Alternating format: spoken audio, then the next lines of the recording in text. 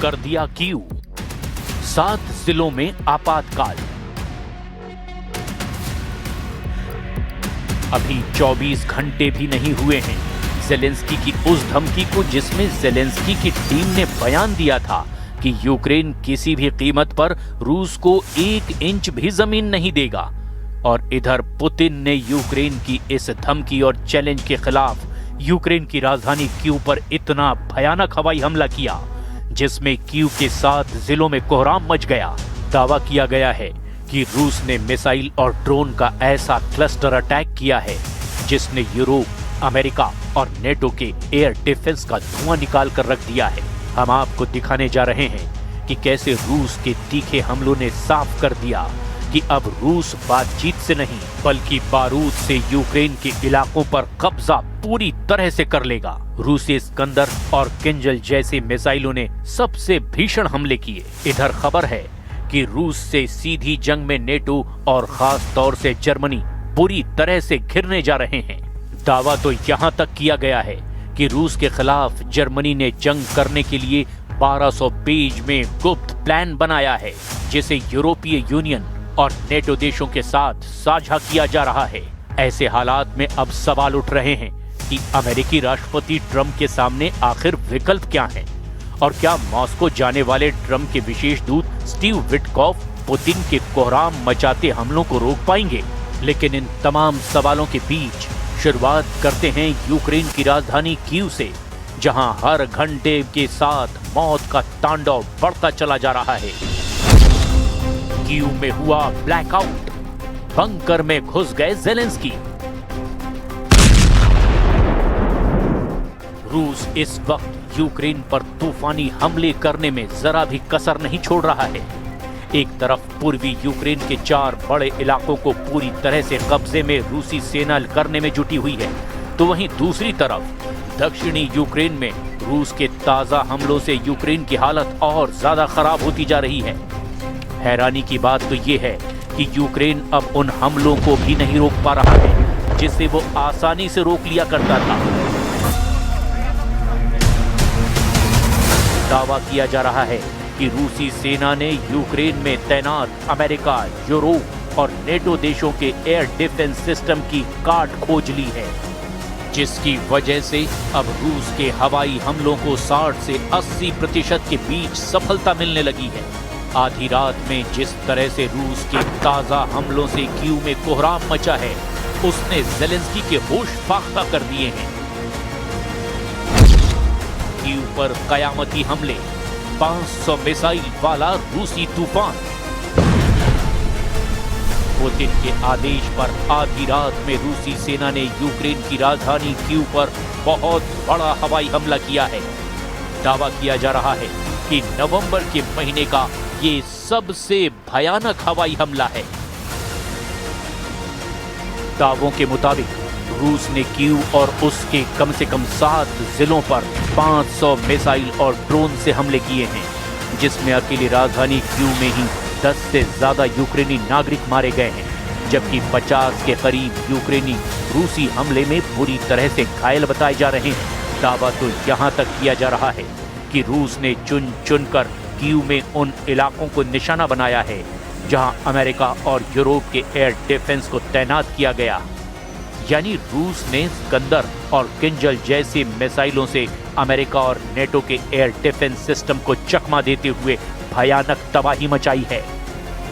दावा तो ये भी है कि राजधानी कीव में पूरी तरह से अंधेरा छा गया है, जबकि कीव के मेयर विटाली क्लिट्स्को का दावा है कि पूरे कीव में बिजली सप्लाई ठप नहीं हुई है। कीव के पश्चिमी हिस्से में फिलहाल बिजली नहीं है। अब आप ये भी जान लीजिए कि रात भर चले रूस के ताजा हमलों में कीव के 7 जिलों में कहां और कितना नुकसान हुआ है।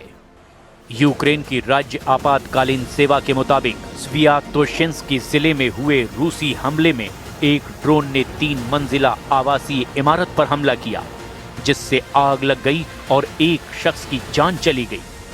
वहीं दारनेत्स्की जिले में एक रॉकेट ड्रोन के एक अपार्टमेंट इमारत के आंगन में गिरने से एक और व्यक्ति की मौत की खबर है। कम से कम 6 लोग यहां घायल हुए। जबकि शेवचेंकिवस्की जिले में एक अपार्टमेंट इमारत की 2 मंजिलों में भीषण आग लगी है, जिससे भारी नुकसान की खबर है। इसके अलावा सोलोमिन्स्की जिले में ड्रोन का मलबा 2 अपार्टमेंट की इमारतों पर गिरा है। एक मामले में आग लग गई है और इसमें कई कारें और इमारत का बाहरी हिस्सा भी क्षतिग्रस्त हुआ है।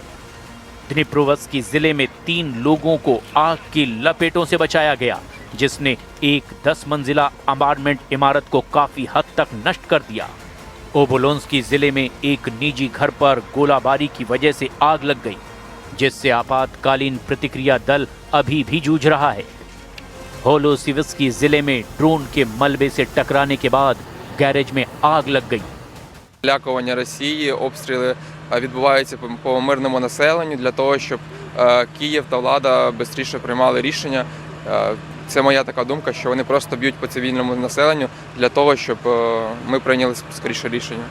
Чистої води тероризму як можна описати? Коли з дітьми цілу ніч не спиш, і буквально кожної ночі. यूक्रेन का चीफ खा गया 830 करोड़ रुपए। जेलेंस्की का करीबी गद्दार निकला। यूक्रेन बुरी तरह से घिर चुका है। एक तरफ रूस के खूनी हमलों ने राजधानी कीव समेत 20 शहरों को तबाह कर डाला है, तो वहीं दूसरी तरफ यूक्रेन के राष्ट्रपति जेलेंस्की के chief of staff Andriy Yermak पर ऐसे घोटाले का आरोप लगा है जिसने जेलेंस्की की जड़ों को हिलाकर रख दिया है। दावा किया जा रहा है कि युद्ध और परमाणु ऊर्जा के नाम पर यूक्रेन में 830 करोड़ का एक घोटाला हुआ है, जिसमें जेलेंस्की के करीबी एंड्री यरमक बुरी तरह से फंस चुके हैं। एंड्री यरमक पर घोटाले के आरोप लगने के बाद यूक्रेनी राष्ट्रपति जेलेंस्की ने कहा कि उनके chief of staff Andriy Yermak ने अपने घर पर भ्रष्टाचार विरोधी छापेमारी के बाद इस्तीफा दे दिया है। यरमक एक कद्दावर राजनीतिक प्रभाव वाले व्यक्ति रूस के व्यापक युद्ध के दौरान जेलेंस्की के सबसे करीबी सलाहकार रहे हैं, लेकिन एक घोटाले ने जेलेंस्की की जड़ों को हिलाकर रख दिया है। जेलेंस्की ने अपने chief of staff Andriy Yermak को हाल ही में उन्हें महत्वपूर्ण वार्ताओं का नेतृत्व करने के लिए नियुक्त किया था, जिसमें अमेरिकी राष्ट्रपति डोनाल्ड ट्रंप रूस यूक्रेन युद्ध को खत्म करने के लिए एक नए अभियान का नेतृत्व कर रहे थे। जेलेंस्की ने चेतावनी दी कि हम सब कुछ खोने का जोखिम उठा रहे हैं। भ्रष्टाचार के कांड ने यूक्रेन को हिलाकर रख दिया है, जिससे जेलेंस्की की अपनी स्थिति कमजोर हो गई है और इस नाजुक समय में अमेरिका के साथ देश की बातचीत की स्थिति खतरे में पड़ गई है। यूक्रेन अपने यूरोपीय सहयोगियों के समर्थन से अमेरिका के नेतृत्व वाली शांति योजना के मसौदे की शर्तों को बदलने की कोशिश कर रहा है, जिसे मूल रूप से रूस के पक्ष में भारी माना जा रहा था। अब ऐसे हालात में ये यूक्रेन के लिए दोहरा झटका है। Дуже хоче, щоб Україна робила помилки. З нашого боку помилок не буде. Наша робота триває. Наша боротьба. 24 घंटे में 200 मोर्चों पर यूक्रेनी सेना का सफाया। हम आपको पिछले 24 घंटे में रूसी हमलों का वो सच दिखाने जा रहे हैं, जिससे साबित हो रहा है कि रूस शांति समझौते से पहले ज्यादा से ज्यादा पूर्वी यूक्रेन के इलाकों पर कब्जा करना चाहता है। दावा तो यहां तक किया गया कि अमेरिकी राष्ट्रपति ट्रंप से मिले संकेतों के दम पर रूस ने यूक्रेन पर हमले 10 से 15 गुना तेज कर दिए हैं। आखिर यूक्रेन की आड़ में अमेरिका रूस के साथ कौन सा खेल खेल रहा है? पहले आप ये देखिए, रूस ने 24 घंटे में यूक्रेन पर कहां-कहां और कितने हमले किए हैं। पिछले 24 घंटे में रूसी सेना ने पूर्वी यूक्रेन के कम से कम 8 बड़े इलाकों पर तूफानी हमले किए हैं। दावों के मुताबिक यूक्रेन में लड़ाई तेज होने के साथ ही एक दिन में 200 से ज्यादा झड़पें हुई हैं। यूक्रेन की सेना का कहना है कि पिछले 24 घंटों में 216 मुठभेड़ें हुई है, जो पिछले हफ्तों में सबसे भीषण जंग है। दावों के मुताबिक रूस ने 41 हवाई हमले किए, 100 से ज्यादा गाइडेड बम से हमले किए, 3100 से ज्यादा आत्मघाती ड्रोन से हमले किए, यूक्रेनी ठिकानों और कस्बों पर लगभग 3000 तोप के गोले दाग दिए गए। कई मोर्चों पर यूक्रेनी और रूसी सेना के बीच आमने सामने की जंग हो रही है, जिसमें स्लोबोजांस्की, कुपियांस्क, लाइमन, क्रामाटोर्स्क, कोस्टियांटिनिवका, पोक्रोवस्क, हुलियापोल और ओरिखीव में भी भीषण लड़ाई और बड़ी झड़पें हुई हैं। सेना ने आगे बताया कि लीमन और पोक्रोवस्क में सबसे ज्यादा खूनी हमले हुए हैं। यूक्रेनी सेना का ये दावा है कि रूस को काफी नुकसान हुआ है। पिछले 24 घंटे में अकेले पोक्रोवस्क क्षेत्र में 126 रूसी सैनिक मारे गए या फिर घायल हुए। यूक्रेन की सेना ने कहा कि सबसे भीषण लड़ाई जापोरेजिया के दक्षिण पूर्वी क्षेत्र के रणनीतिक शहर हुलियापोल में हुई है, जहां रूसी गोलाबारी और ड्रोन हमलों में वृद्धि के बीच में सेनाएं जमीन से हर मीटर के लिए संघर्ष कर रही हैं।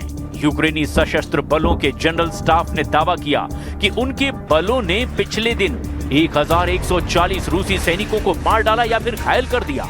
यूक्रेनी सेना ने यह भी दावा किया है कि उसने पिछले 24 घंटे में एक रूसी टैंक, 3 बख्तरबंद लड़ाकू वाहन, 21 तोपखाना इकाइयां, 214 ड्रोन और 2 विमान भी नष्ट कर दिए।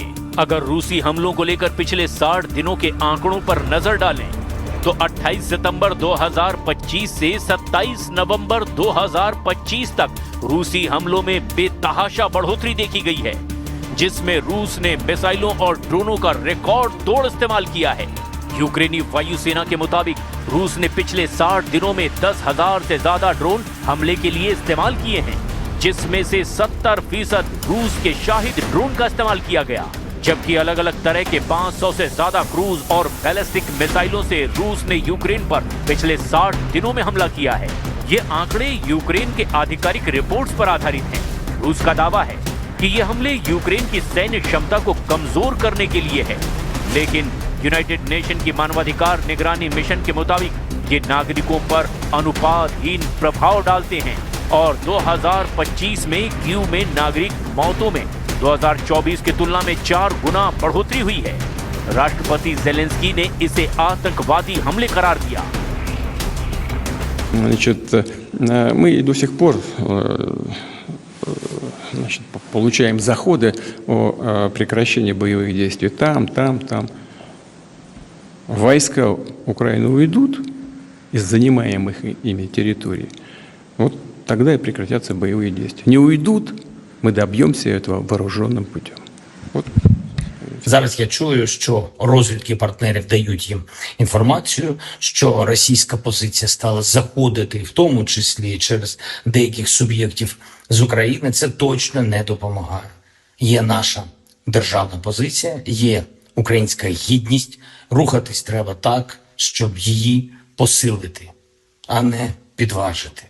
Розраховую, що мене почують зараз ті, кого це стосується. रूसी हमलों से यूक्रेनी शहरों में हाहाकार मचा हुआ है। रूसी सेना ने पूर्वी यूक्रेन के डोनेस्क में वासियुकीवका गांव पर कब्जा कर लिया और पोक्रोवस्क के 66% हिस्से पर नियंत्रण मजबूत कर लिया। सीवर्स्क में रूसी सेना को जबरदस्त बढ़त मिली है, लेकिन यूक्रेन ने कुपियांस्क में रूस के खिलाफ जवाबी हमला किया है, जो लगभग 25 वर्ग किलोमीटर में हो रहा है। रूसी सैन्य टुकड़ियां यूक्रेन के वावचांस्क के 80% हिस्से पर कब्जा करने के करीब हैं, लेकिन यूक्रेन ने कुछ मोर्चों पर वापसी करने का भी दावा किया है। रूसी सेनाओं ने गुलियापोल के उत्तर में बढ़त हासिल की है।